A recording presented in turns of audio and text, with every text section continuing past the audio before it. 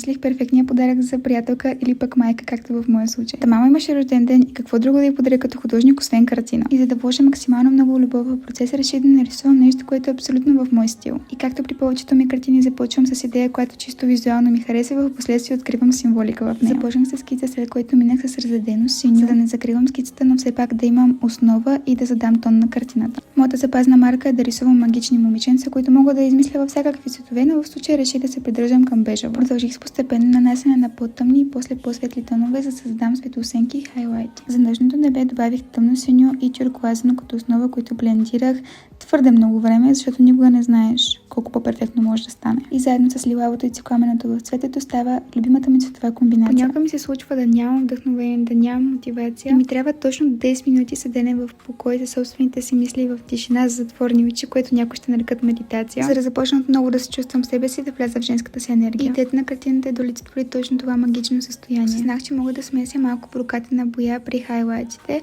която бях купила по погрешка вместо бяла боя, но се оказа едно от най-добрите ми решения, защото направи цялата картина бляскава. Исках да добавя блясък около момичето, но се оказа, че не изглежда особено добре. Бях малко стресиран, защото трябваше да излизам и всъщност да връча подаръкът на майка ми. И реших, че е по-добре около нея да е тъмно и да има само леки бляскави частици, които да плуват в пространството. Ако ви искате такава картина, която повдига женската енергия или най-малкото стои супер сладко в дома, пишете ми на лично съобщение в Instagram.